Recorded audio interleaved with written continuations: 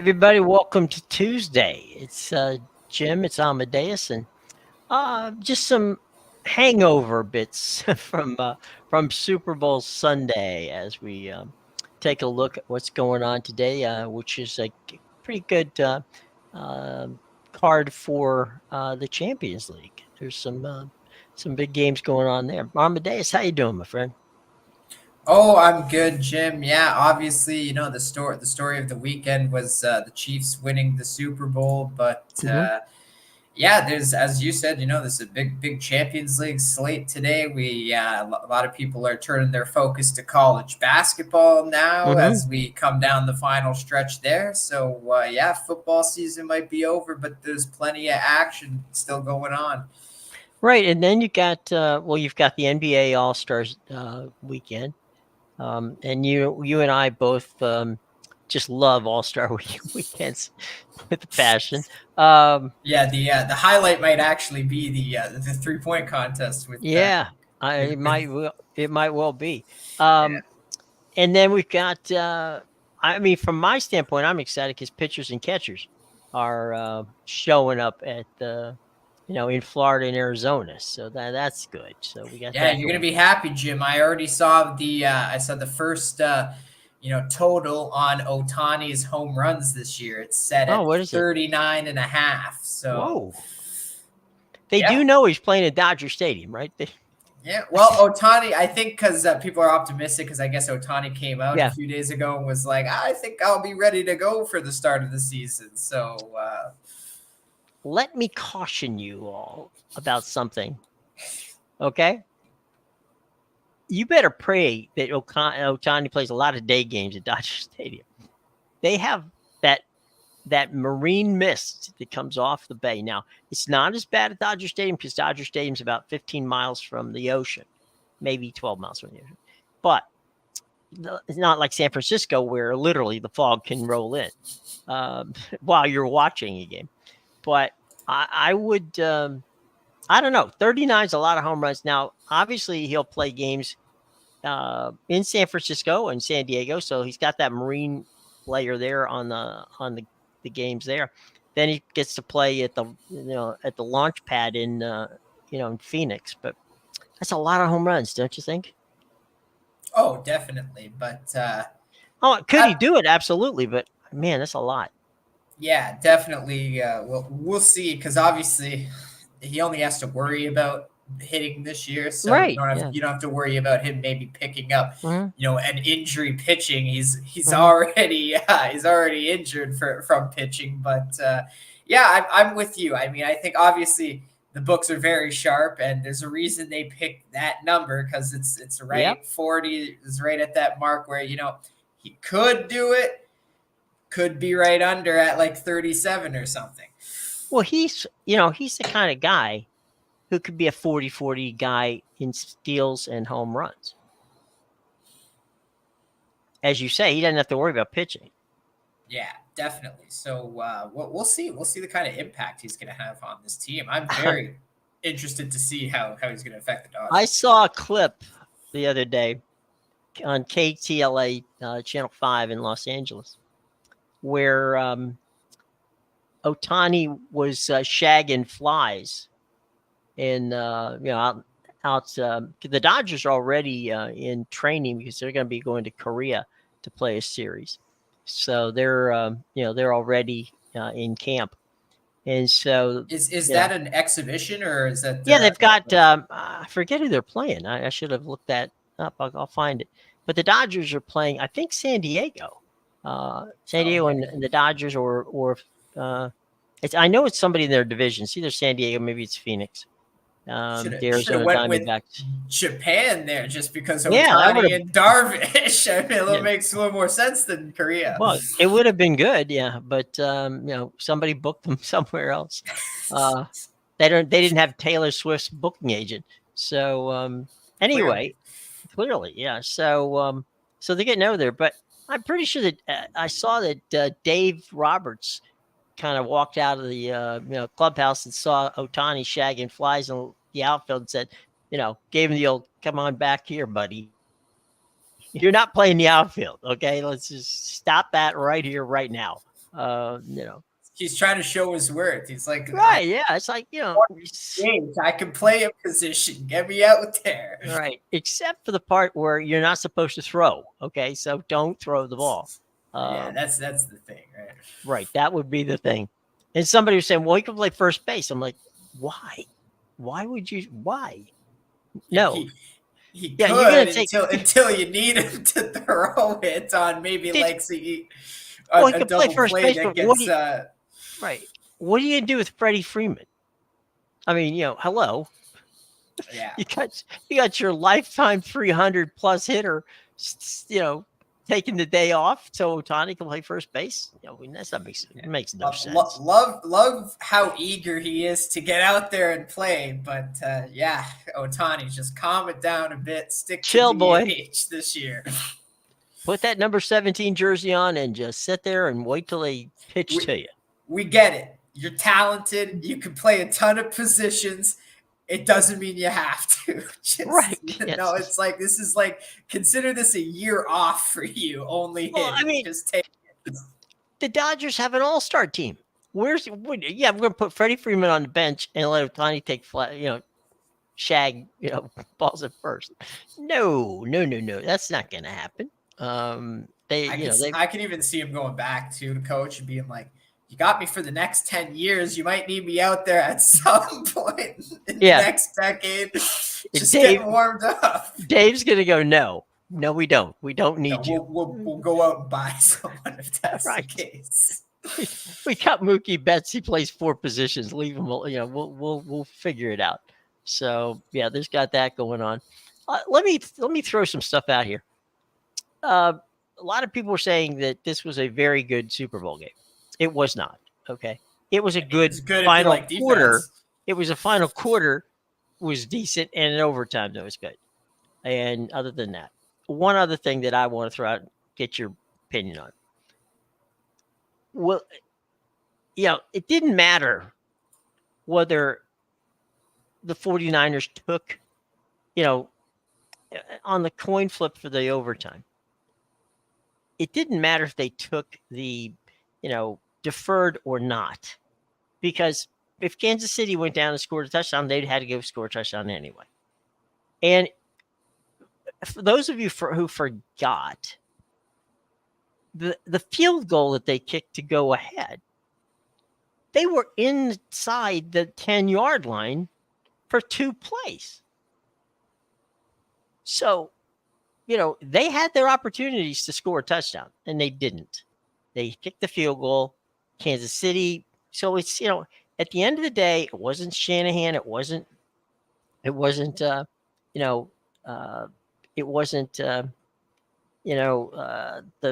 coaching on the Chiefs side. It was 2 teams who executed plays. Kansas City executed the plays they needed to win. 49ers didn't. End of story. Okay, that's pretty much, to me, the way it showed up. Yeah, there's a lot of people obviously giving Kyle Shanahan flack for that decision. I mean, I believe he even came out and elaborated more on it, which was my original thinking on the matter. He said they wanted the ball third because if you actually read the NFL rules, it's very vague. It just says both teams get a possession. It doesn't really say what happens after that. If they keep doing like a penalty shootout where it's, possession for possession until someone screws up, or if it's just each team got a possession, now it's sudden death. A little bit vague on that. So I can see why they wanted to go first for that third possession. Right. Obviously, the Chiefs had it mapped out where they would have went the 2-point conversion if that was the case. I agree with you, though. The game wasn't settled in overtime. It had nothing to do with that. And frankly, I don't think the Chiefs played that great. Really, it was their defense. Their defense deserved the Super Bowl. And I think, again, I said this before the Super Bowl. I said if the Chiefs win, they'll give the Super Bowl MVP to Mahomes because everyone's everyone's just a mindless idiot and is going to give it to Mahomes. But if you ask me, Mahomes didn't deserve the Super Bowl MVP. He did nothing in that game to show me, he threw went out one pass and won it. Yeah. If you ask me, I can name 3 players who deserve that award over him: Nick Bolton, Chris Jones, and Trent Right. McDuffie, because they all had a Right. large impact on the game, especially in the closing phases there. Chris Jones, obviously was the disruptor. Trent McDuffie was shutting people down all day. Nick Bolton led the team in tackles, so he was just all over the field. So, yeah, as far as I'm concerned, I'm with you. From what I saw from that game, the offenses weren't good on either side. And the fact that we're sitting here again with, Chiefs win and Mahomes is the Super Right. Bowl MVP, it just shows me that nobody actually watched the game. It was just always automatically going to Mahomes, because if anything, the Super Bowl MVP was a defensive player in this game. Right. Should have been. And if you watched that final play for the 49ers prior to their field goal, it was Spagnuolo did a very good job of disguising a corner blitz. And again, when you're inside, I don't know. I forget where they were. They were on, maybe the 7 or 8 yard line when they had that play. So you basically have, let's just say that Brock Purdy was at the 10 yard line. You got, because it's 20 yards. You got 22 people in 20 yards. Okay. That's a lot of people in that condensed spot. You need to have something fast. Spags called a blitz. Purdy didn't have time. He had to throw the ball. He looped it over the head of a couple of potential receivers, and whatever they had called was way too much time to execute it, rather than what they needed to call, which would have been something pretty quick, because you had to believe that Kansas City was not going to sit back. Spags sells out a lot on third down, and he did it again, and he forced Brock Purdy to overthrow. They got the field goal, and the rest, as they say, is history. So it was what it was. They had the open guy on the play too, which just furthers my point. Chris Jones was that disruptor. He made an impact, and there's nothing you can take away from that game to convince me that Mahomes was the MVP, or frankly that either offense had a great game, because they really did. This game was all defense, and there were 2 key points in this game. I don't even think. Really, I think it was a game the 49ers lost. Obviously, the big storyline with Shanahan blowing these leads in these big games. But this was a story of self-inflicted wounds, is exactly what it was. The biggest key thing was Dre Greenlaw tearing his Achilles running onto the field, because his replacement was the worst defender on the 49ers for the rest of that game. So that was obviously a big key point there. That's why the Chiefs offense was able to find some traction when they hadn't all game. And the other key was Shanahan did the same thing that lost the Lions the previous game when the 49ers came back and won. They came out of halftime and they stopped running the ball. And, when they finally got back to running the ball, they were down by 3, and it was too late, because they had a chance to put the game away. When, again, and it was one of those things where they were still, the Chiefs, when they finally went back to the run, the Chiefs were expecting the run, and they still couldn't stop it. Yet the 49ers just stopped running the ball. So I think, I definitely think it was a story of self-inflicted wounds. Obviously, the Dre Greenlaw injury had a huge impact. I think Kyle Shanahan somewhat blew it with his decision to come out in the second half and not run the ball. And frankly, there's not a thing you can take away from that game to tell me that Mahomes was the MVP, because Mahomes did not win that game for the Chiefs. Steve Spagnuolo and the defense won. And every defensive player on the Chiefs deserves a lot more credit than Mahomes or Kelsey or anybody on the offense, because like I said, it was Chris Jones who blew up the 49ers when they had a chance to go ahead by a touchdown. It was Trent McDuffie who was shutting down the 49ers offense all afternoon. It was Nick Bolton, who was literally everywhere on the field, making every tackle when the 49ers were getting downfield. So this was definitely a story of the Chiefs defense, and they're the ones that deserve the Super Bowl the most, the way they played the whole season, because I'll go even as far to say where, and I don't want to take away from Mahomes, because he's a great player and he deserved the other 2 Super Bowls he won. I'm talking this specific season. They were not good on offense. Mahomes did nothing to win the Super Bowl this year. And I think if you take away this all-star defense from them and had given them a middle of the pack defense, they would have been lucky to even win the division this season. Yeah, they wouldn't have made it. But I will say this: Mahomes made 3 plays. Now, 3 plays does not an MVP of a Super Bowl make. He made those 2 runs, which kept drives alive. Okay, so that was fine. And then the final play, the 49ers blew the coverage. They went with the run because they ran motion. They bet on the motion, and the poor cornerback whose name I can't remember had a choice. Do I go and tackle Mahomes, who's running slowly gliding toward the end zone, or do I go back and cover the guy behind me? And he had no choice. I mean, he was the only guy. So he figured, okay, I'm going to come up and maybe I can disrupt it. He couldn't. Mahomes has a toss that you or I could probably have made. And there it is, game over. Again, I agree. I mean, defensively, both teams played very good defense. And as I said, Kansas City made plays when they had to. San Francisco didn't. And end of story. However, 123 million people decided to watch that game on CBS, Paramount Plus, Nickelodeon, Univision, and NFL Plus. So it was the most watched television show in history of the United States. It was also the most watched television show for one network. It exceeded the 1969 moon landing, which was aired on, at that time, CBS, NBC, and ABC, which were the 3 networks that we had. So at one point in time during the course of the game, so people tuning in and tuning out, almost 204 million people watched at some part, if not all, of that Super Bowl. And thank you, Taylor Swift, for showing up for it. I didn't even like the halftime show, to be honest with you. That was, I like the people who showed up and had were bit parts in there, but I wasn't a big fan of the halftime show.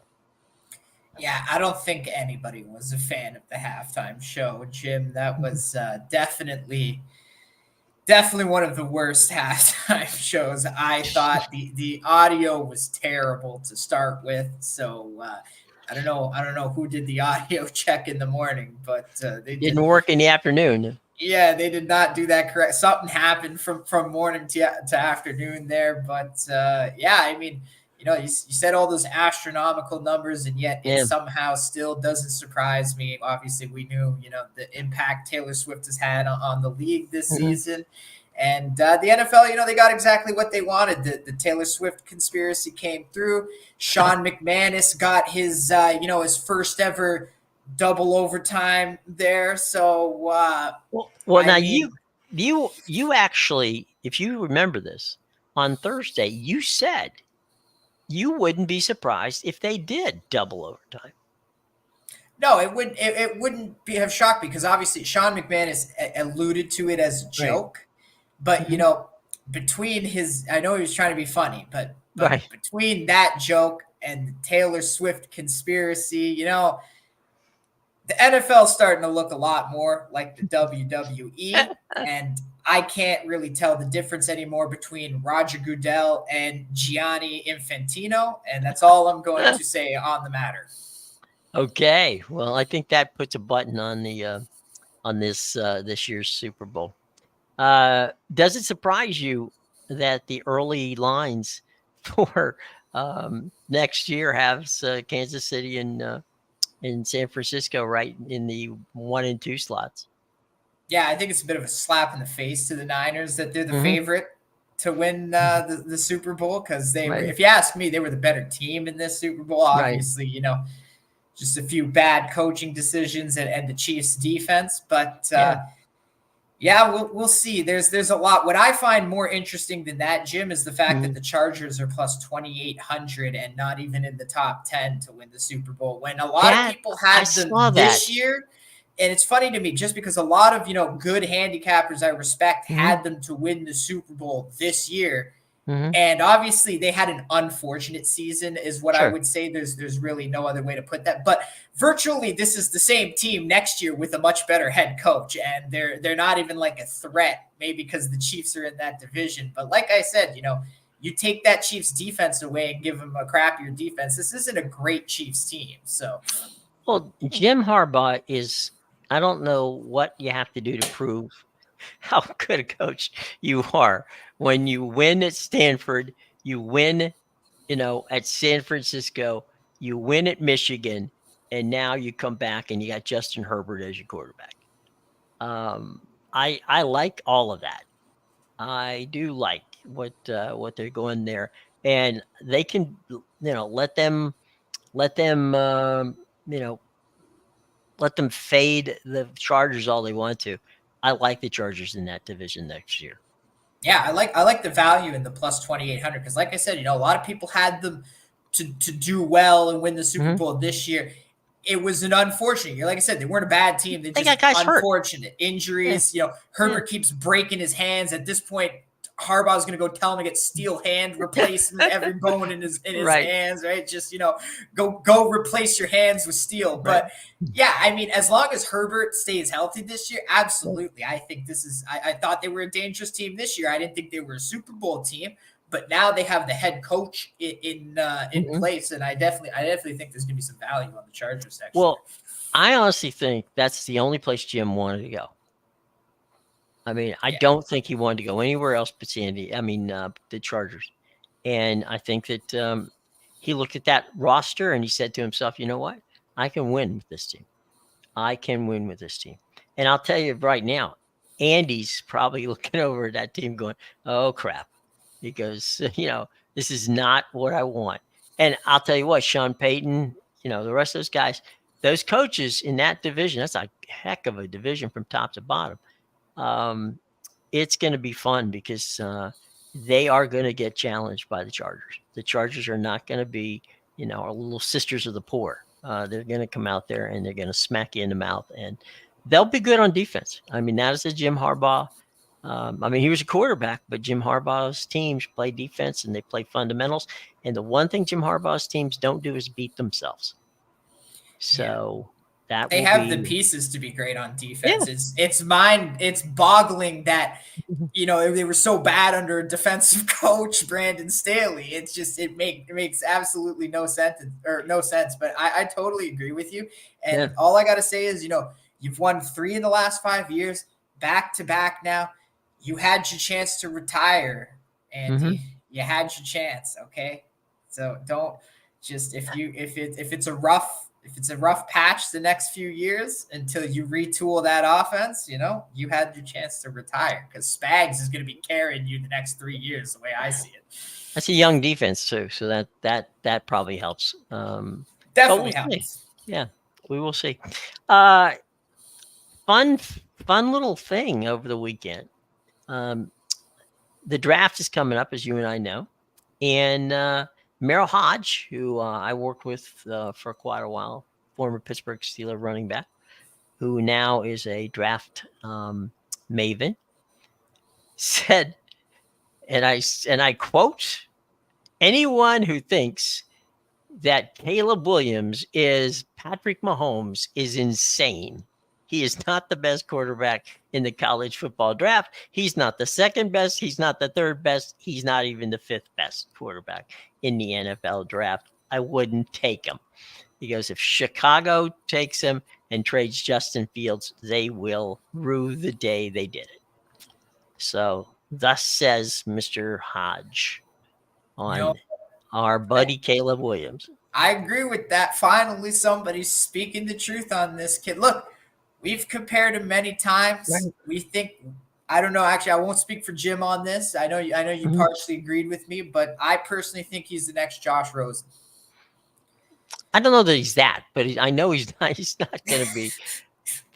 That's harsh. That's why I said I'm not going to speak for you, Jim. Thanks. I know you partially agree here, right? But I got to say that you and I were all over Penix and and before we were and Caleb, did he have a good year the first year that he was there? Yeah. Did he have a year when they didn't have all of the all the toys that they had around him? No, he didn't. He wasn't even the best quarterback in the Pac-12. So I don't know. I don't know what they see. It's kind of like the Anthony Richardson thing that I had last time. God love him. He's a tremendous athlete. If he can go out and do what he can do, fine. But I don't know. And here's the thing that I'm going to be curious about. I want to find out, is Caleb Williams going to go to to any of these combines? He doesn't have to, but we'll have to see. I don't know that he'll have his own day, which some people do, or just screw it and say, I'm not going to do anything until you pick me. If I were him, that's what I would do. Yeah, does he want his draft stock to fall is the question, right? Because obviously, don't do it. Yeah, the Senior Bowl put a big hit on guys like Bo Nix, but to be fair, I mean, Bo Nix really, he had 2 good seasons with Oregon. He was trash before getting there, and Dan Lanning kind of like did some wonders with him. I agree with you. He was one of the best quarterbacks in the country last year, and especially with his accuracy. But it's interesting. You put him now in a game where Dan Lanning's not the coach, and doesn't look so great. So I can see the downside on Bo Nix. I think that part of that, especially when you're playing in a Senior Bowl like that, you're only there for a week. You don't really, these guys, from reputation. You don't know, you don't have anybody there that you've actually thrown the ball to. So it's an interesting situation. I mean, more people can help themselves in games like that than can more often than not they hurt themselves. But it is what it is, and we'll keep up with the draft and see how all that shakes out, my friend. But it's getting to be crunch time here. It's going to be crunch time in the in college basketball, where we've got a month left of basketball, and then we'll be into madness, and it's gonna be a fun. I don't really think there's a dominating team out there in college basketball this year. A lot of good teams, but I don't think there's a dominating one. Have you seen anyone that you think right off the bat this is the team that everybody's gonna have to beat? Absolutely, I do, Jim. Uh-oh.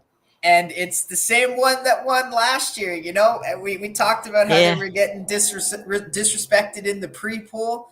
And sure enough, here we are, few weeks left in the season, and they're rightly ranked number 1 in the nation. Mm-hmm. And I believe their record is now 22-2.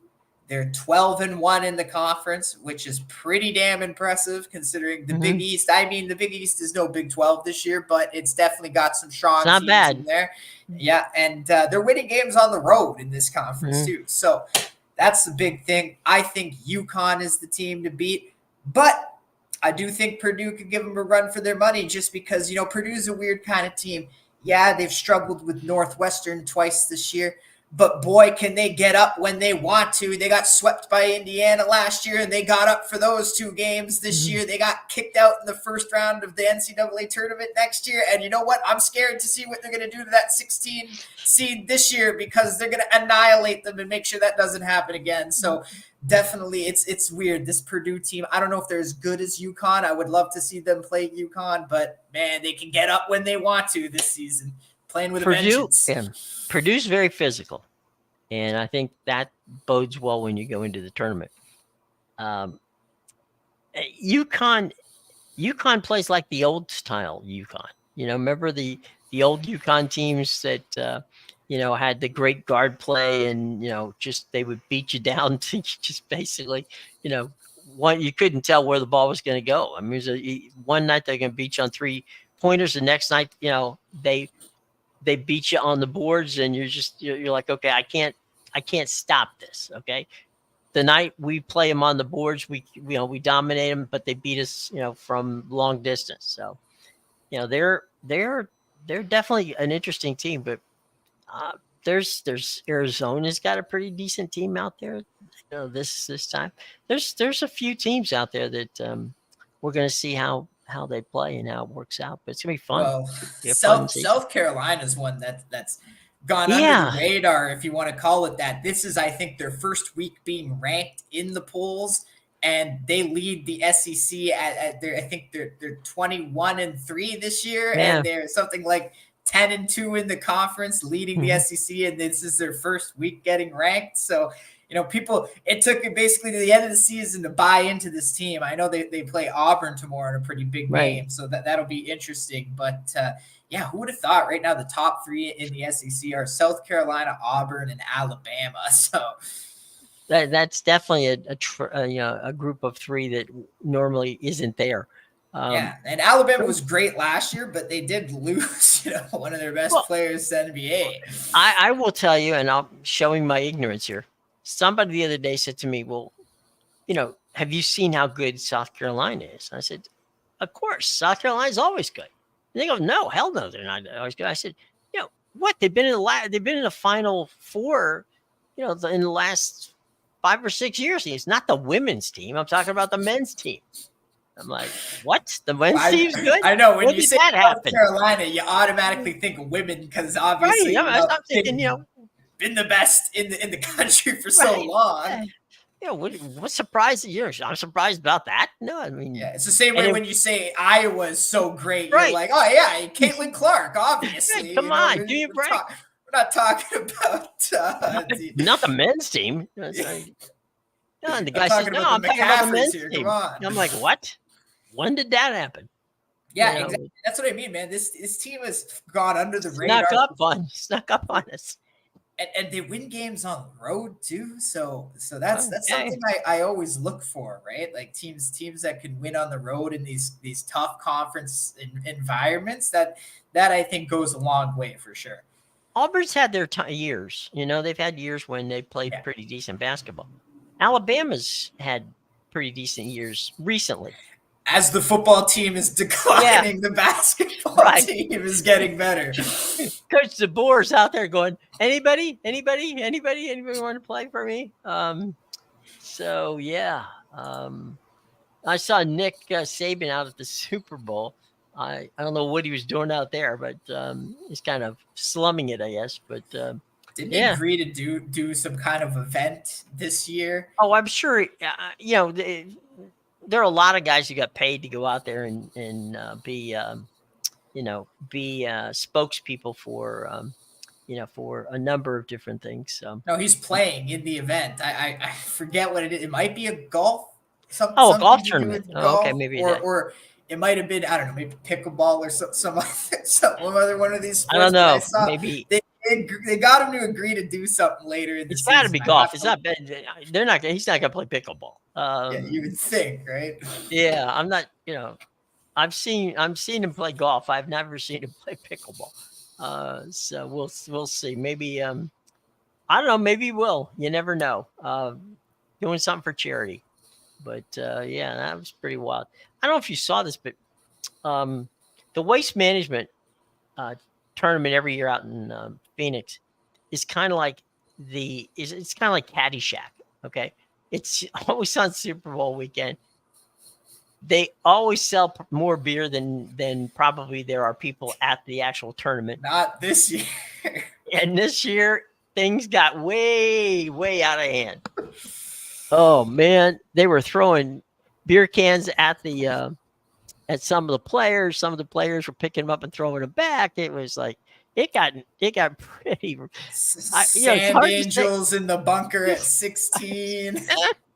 Yeah, the guys. I saw the one where the guy was doing like a slip and slide. He took his shirt off and ran and slid down the hill, all the way up to the green, and you're like, the guy just took like 7 divots out of the course, and you're like, okay, PGA, you put this together, you instigated it. Don't go jumping on these guys. These guys are here because you screwed up and let them do this.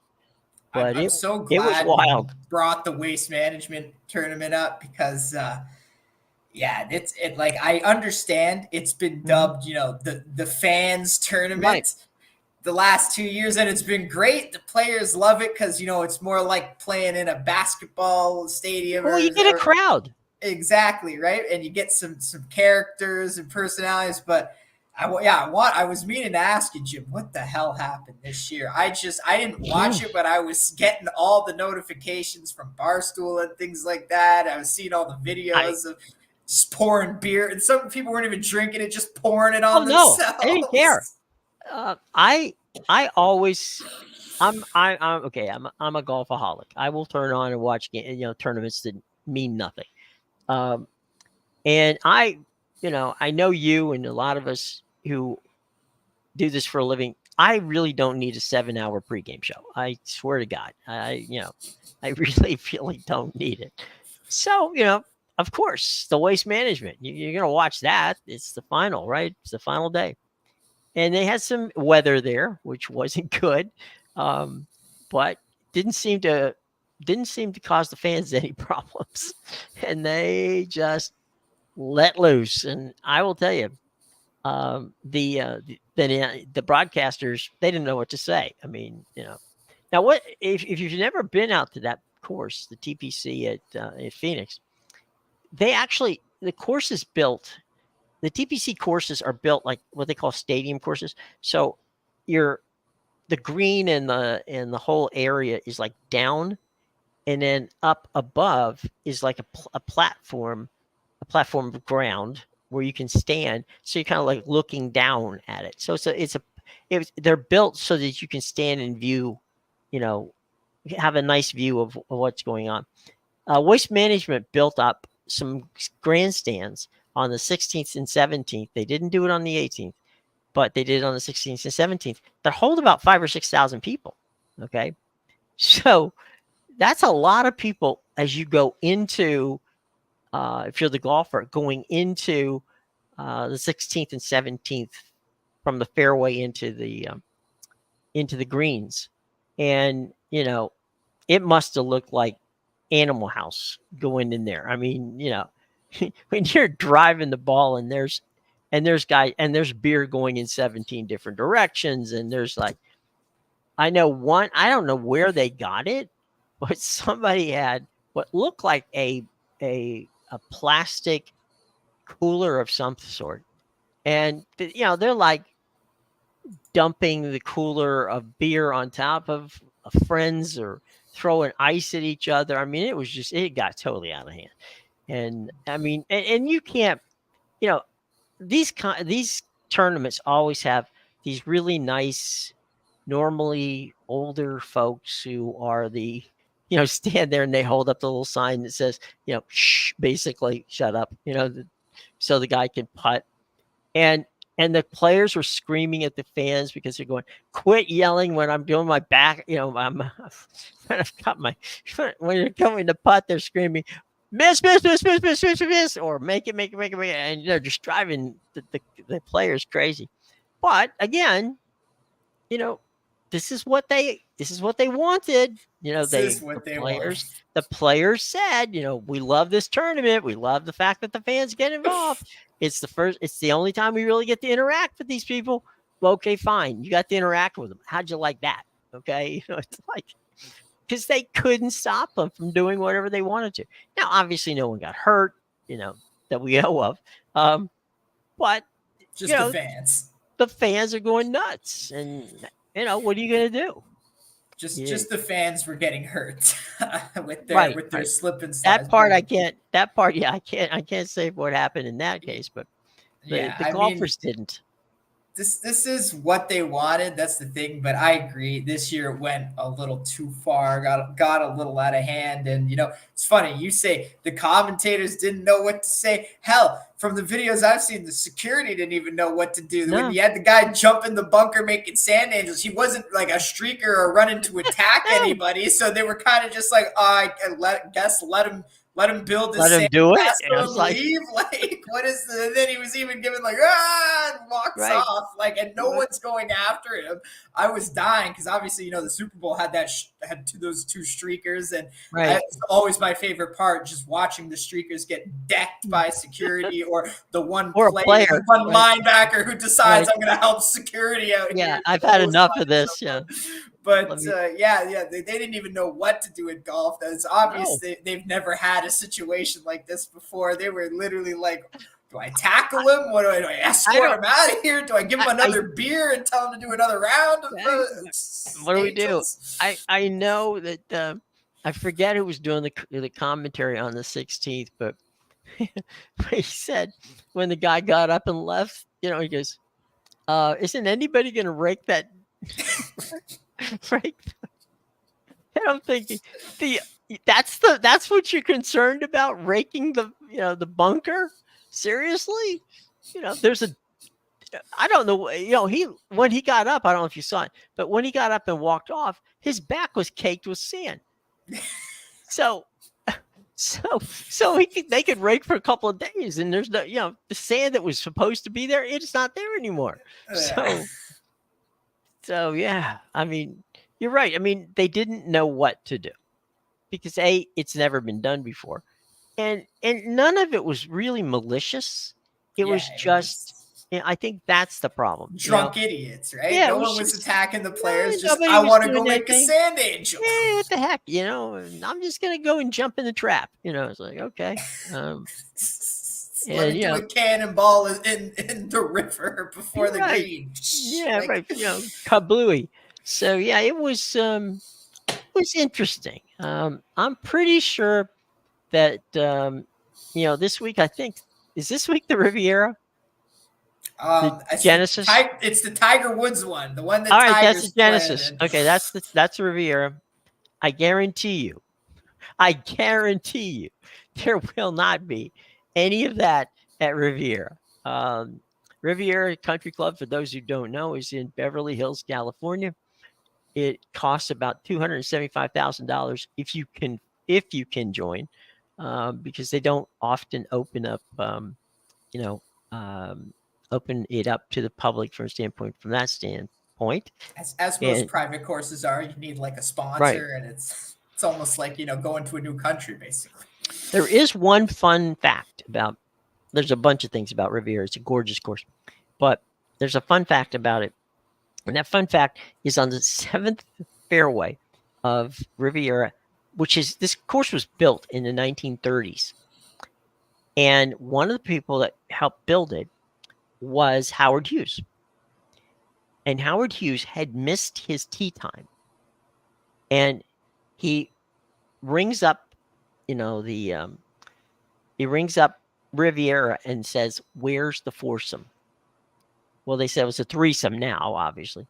But he said somewhere I think they should be going to the 7th by now. He literally takes a small Piper airplane and lands it on the green. I'm sorry, on the fairway of the 7th hole to catch up to his foursome. I guess if you're Howard Hughes, get away with that kind of stuff, but that's somewhere of making an entrance. I think that's. Be careful, Jim. We might be seeing that at TPC Scottsdale next year. Yeah, that's right. Somebody, or they drone it. It's like that would be it. So let's not give them ideas. All right. That's the one thing. The one thing you're not going to see, which is sad, actually. You'll probably see it from the blimp. It's right there by the Pacific Ocean and the Palisades. It's just a beautiful, beautiful area around the course. There are houses. The houses on the course are they start at like $20-25 million and go up. So you can imagine. That's what I'm saying. It's not going to be the waste management situation, because getting on that course, there ain't none of those guys at Waste Management getting on that course. Not even So getting within like a 50-mile radius no, of the course. nope. That's not gonna happen. So yeah, the Tiger course, and now Tiger's left Nike, and he's got his own brand, and Oh yeah, I he saw went that. with TaylorMade, and it's called something like I think it's always on Sunday. It's kind of a thing. It's a riff on his red shirt that he used to always wear on Sundays in tournaments. So Who keep out doesn't know the iconic Sunday shirt, Jim? Come the on, Tiger TW Sunday shirt. the TW on the hat and on the shirt. So keep an eye out for Tiger Woods clothes coming to He a should. pro shop near He's, you. he's got enough money. He should just buy out TaylorMade and rename it TigerMade. That's it. Could be. I don't think he's got that kind of money. TaylorMade's a pretty good company. Yeah, to But be fair, they're owned by Adidas, I think, right? I So think you're right. Yeah. yeah, that's gonna Yeah. be well. I only say that because a lot of the time I find TaylorMade stuff up here in Adidas stores. So I kind of put two and two together. That Good idea. there's nothing else golf wise in here but TaylorMade products. Must be owned by Adidas. Used to be TaylorMade's number one salesperson in the Washington region was Scott Van Pelt. Oh, really? Yeah. ESPN Scott Van Pelt. That's where all the ESPN guys knew Van Pelt because when they wanted, he would get them, you want a driver, you want an iron, what do you need? He was always helping everybody, get a club that they couldn't find somewhere else or they broke one. And so there it is. So Scott Van Pelt was hired by, and Scott's like 6'6", 6'7", so he's not a small guy. So he probably needed those clubs to be his TaylorMades to be made for him. So there you go. Yeah. All right. Let's see. You talked about earlier that we're coming up on Champions League today. What are some of the games going on out there? And then we'll talk about what you got for people to pay attention to. Yeah, so the round of 16 is starting today for the Champions League. The knockout stage, huh? Yeah. So basically, the group stage ended like at the beginning of December, an hour ago. Yeah, a little before December. So it's been a good 2 months because obviously the Premier League has all those cup matches, and then January is the transfer window. So Germany just takes it off completely. So it's hard to coordinate Champions League, but we're back now. February, all the schedules are normal again, and the Champions League is back this week. So yeah, we open up with the first leg of Copenhagen and Manchester City today, and the other match that's getting played alongside that is Red Bull Leipzig and Real Madrid.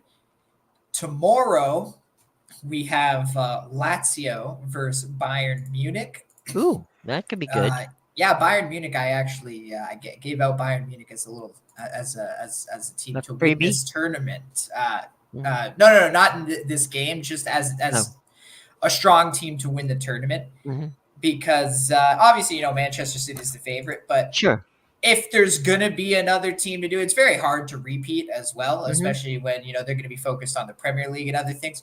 Bayern, I think Harry Kane was the piece they needed to stabilize their attack, and their new manager they hired last year, Thomas Tuchel, he has fixed their defense. He's a great defensive coach, has a great defensive setup. So I think Bayern's my team to win the Champions League right now. So they'll be playing the first leg against Lazio tomorrow, and then at the same time PSG will be playing Real Sociedad. And then because this is the first half of matches, so then next week, Tuesday and Wednesday, we'll have the other half going, which will be the first leg of Inter Milan versus Atletico Madrid, and then PSV Eindhoven versus Borussia Dortmund. That'll be on the Tuesday. And then the two matches we have on Wednesday is FC Porto versus Arsenal and Napoli versus the lovely Barcelona. There you go. Well, whilst you were getting into that for us, greatly appreciated. I was taking a look to see who the Dodgers play when they head over to Korea, and I was right. It's actually the San Diego Padres. So Yes, the he's just Padres will great be choice in opponent. Poor choice in location. Make that game in Japan. Just yeah. saying. Yeah, Stan Kasten, who's the president of the Dodgers, basically established that a year ago. Um, Okay. so when when he said there's Stan is probably one of Stan is, besides being one of the brightest guys in baseball or in any sports for that matter, he's also one of the funniest. And Stan goes, if I knew now what I knew then, I would we would be going to Japan. But he said, we're going to Korea. He goes, I'm sure we'll have a lovely time. So Yeah, yeah, it's so fine. You they're go to Japan next year. right. It's not like those guys are going anywhere. So Yeah, it's okay. they I spent like the some serious Korean money. league better anyway than the Right. Japanese You league. know. So there you go. So they will be going. They're actually going to open their season in March in Korea, and they're going over early. So that's why the Dodgers and the Padres are presently in camp. So there you go. But most of the other teams will get into camp in the next week or two. So we'll see what's going on, and you know, we'll see. The Dodgers and the Yankees won the winter, but that doesn't always mean it doesn't always translate into who wins when it's all said and done. Yeah, as we've seen, if the Dodgers won as many World Series as they They did won winters, yeah. win the offseason, yeah, the winters, then we wouldn't have had a new World Series champion in the last decade. So yeah, Everybody be wearing Dodger blue. Yeah. yeah, basically. So that's as they say, the games aren't played on paper. They're Right. played. What is that? They're played on Played on TV. TV. Yeah. There you go. The Kenny Mayne. The somebody said to me the other day, and they were serious. Can you remember? And they were serious. Can you remember who won the World Series last year? I said, unless I'm wrong, the Texas Rangers won the World Series last year. Yeah, the Texas Rangers. Yeah, that's a great question. I had to think about it for a The second. poor guy sitting there going, I can't remember who won the World Series. I go, Texas won the World Series. Can you remember who won the Stanley Cup last year? Oh God. Exactly, right? I think it was Vegas, right? They won their I was first gonna cup say in Vegas.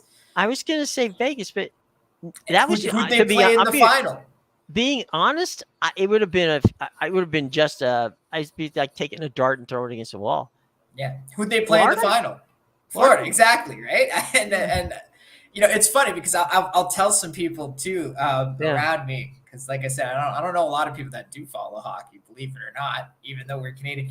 And I'll be like, hey, Florida Panthers having another great season. They're second place. Oh, are they really? I'm like, this team was in the finals last year. They kicked Boston out. What do you mean? Are they that good? Yes, they're that good.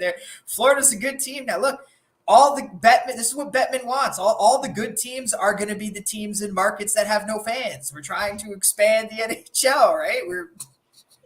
The Coyotes are winning this year's Stanley Cup. No. Now in fairness, Vegas does support their team. They do, absolutely. Okay. That I won't refute. I know, obviously, Allie Burns, good friend. Sure. She lives in Vegas, loves the hockey team there. So absolutely, right. There's some people that live in Vegas. They have really gotten behind this team. So I have a friend, Glenn King. Glenn's got shade on them. Yeah, he's got season tickets. He's the Dallas Cowboys fan. I said to him, what happened? He goes, you got to go. He goes, when you're in Vegas, you got to go to the Golden Knights game. He said it's a lot of fun. They make it fun. And, good on them. The Panthers, nobody cares about. Yeah, no, 100%. Doesn't matter how good they are. In Miami, it's like, what? It's like they actually had a television rating on Fox Florida before they became Bally's, just a couple years ago, of less than 1,000 people watching them. Yeah. So it's now when they start winning and they get to the playoffs, then people start to show up. It's not like they fill the place. Don't get me wrong. It's just they do show up. They fill the place when Toronto and Montreal come to town. Yeah, but it's the thing that you and I've spoken about 100 times, and that is they built an arena for the hockey team, and it's not the same arena for the basketball team. If it was the same arena for both of them, then you get the Miami Heat fans would see the Panthers stuff, and maybe they go. Maybe they say, you know what? Okay, fine. Maybe we'll go. The Heat's on the road tonight. Maybe we'll go see the Panthers game. Not when you have to drive out to the Everglades to go to the hockey game. You're not going to out to the Everglades to see the Panthers play, no matter how good they are. Yeah, good old Sunrise, Florida. There's where they play right on the edge of the Okefenokee Swamp. Yes. Yeah, like I said, no shade on Vegas. I just mentioned them because they're a new, and obviously they're trying to expand it out there. They support their team, but and so does and in fairness, so does the Seattle Kraken people. Yeah, well, definitely. That is a more northern city too. My shade is with Bettman trying to force it in Arizona when Arizona doesn't want the team. Like, why don't you give my Sharks a cup? If we're really just gonna expand in places where don't watch, my Sharks would love a cup. We almost won one a few years ago. Please give us one before you move us out of San Jose. When the Lightning first moved to the Bay Area, they played a couple of seasons in Tropicana Field before there was a baseball team. And I remember that 2 games that I can recall had to be stopped because the ice literally melted to the point where they couldn't skate on it because it was artificial ice surface, which sometimes you have to play on when you're playing in one of those dome areas. And it was they drew a lot of they drew some tremendous crowds, but the problem was they needed a place to play that was the ice didn't melt, because that's kind of a bad thing if you're playing hockey. But anyway, more importantly, let's talk about you and what you got going for tonight. Yeah, make sure you check out my premium picks at bigal.com, pickadvisor.com, and theinsidersroom.com. The links are in the description below. Coming off a 1-3 day, but we look to bounce back today. I got a Champions League play that starts soon at 3:00 if you can get that. And I also have 1 NBA and 1 college basketball up for the night, so go check that out. You still have 4 minutes to go and get that 3:00 game. Well, you can still bet it even after it starts, right? Yeah, you can still live bet for sure. So there you go. So even if you're a couple minutes late, don't worry. But more importantly, run now and get that. Okay. All right. Well, it's been fun as we looked back on the game, but we got to look forward, and forward we shall. Talking about what's coming up, which is college basketball, the NBA, and Major League Baseball. It's going to be around the corner here before you know it. So there's that. Maybe this week we'll try to see if we can grab Ride Cape, because Daytona 500 this week is coming up. So we'll see if Rye's got a couple of minutes he can share with us. So we'll see how that goes, because nobody knows stock car racing better than he does. And we shall see what we can do to drag him in for just a couple of minutes. So anyway, for Amedeus, I'm Jim. Have a great day, everybody. It's been fun. Good to see you. See you tomorrow. Bye.